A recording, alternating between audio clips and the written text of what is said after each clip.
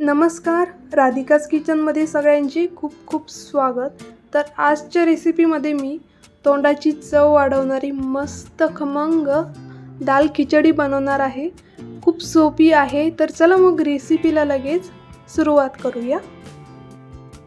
तर सगळ्यात अगोदर मी या ठिकाणी 1 कप तांदूळ घेतलेले आहे. हे कोलमचे तांदूळ आहे. तुम्ही दाल खिचडीसाठी कोणतेही तांदूळ वापरू शकता. आता नंतर यामध्ये पाव कप तुरीची डाळ टाकायची. तुम्ही तुरीच्या डाळीच्या ऐवजी मुगाची डाळसुद्धा घेऊ शकता किंवा तुरीची आणि मुगाची दोन्ही मिक्स डाळसुद्धा घेऊ शकता. आता ही डाळ आणि तांदूळ मी 2 ते 3 पाण्याने स्वच्छ धुवून घेते. आणि स्वच्छ धुतल्यानंतर यामध्ये पाणी टाकायचं. तर 1 कप तांदूळ आणि पाव कप डाळीसाठी मी या ठिकाणी 4 कप पाणी टाकते. तुम्ही या ठिकाणी पाण्याचं प्रमाण कमी जास्तसुद्धा करू शकता. तुम्हाला जेवढी पातळ किंवा कोरडी हवी आहे त्यानुसार. नंतर यामध्ये थोडीशी हळद टाकते आणि चवीनुसार मीठ टाकायचं. आता हे सगळं चांगलं मिक्स करून घेते आणि कुकरचं झाकण लावून याच्या 2 ते 3 शिट्टी काढून घेते.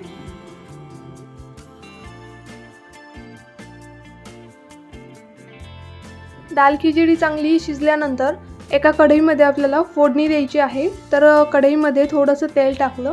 तेल गरम झाल्यानंतर त्यामध्ये मोहरी टाकली. त्यानंतर जिरे टाकायचे. जिरे मोहरी दोन्हीही चांगलं तडतडलं की नंतर थोडीशी हिंग टाकायची आणि त्यानंतर बारीक कट केलेला भरपूर लसूण टाकायचा.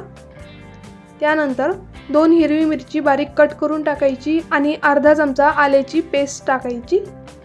आता हे सगळं मस्त लाल रंग येईपर्यंत फ्राय करून घेऊया.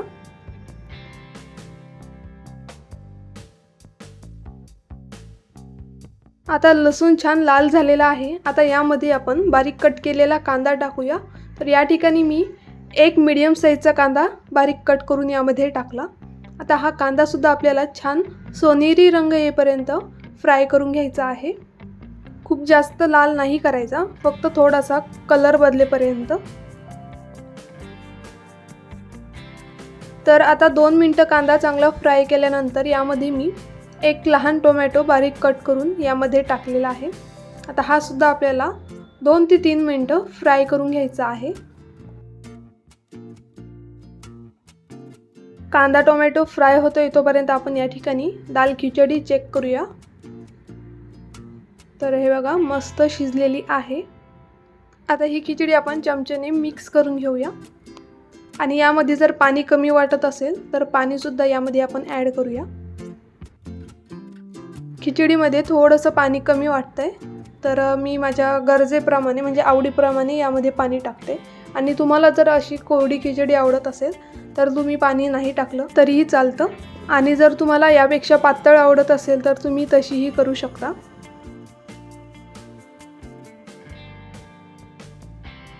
त्यानंतर इकडे बघूया तर आपला कांदा टोमॅटोसुद्धा मस्त फ्राय झालेला आहे. आता यामध्ये आपण थोडेसे मसाले टाकूया.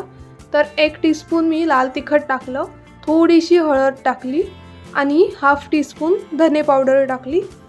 मी अगदी साधी दाल खिचडी बनवते त्यामुळे मी या ठिकाणी कमी मसाले टाकले. तुम्हाला जर आवडत असेल तर तुम्ही आणखी कोणते मसाले ॲड करू शकता. मसाले छान फ्राय झाल्यानंतर यामध्ये आपण दाल खिचडी ॲड करूया आणि पुन्हा एकदा थोडंसं मीठ टाकते कारण आधी खिचडीमध्ये सुद्धा मीठ टाकलेलं होतं. आता ही खिचडी छान मिक्स करून घेऊया.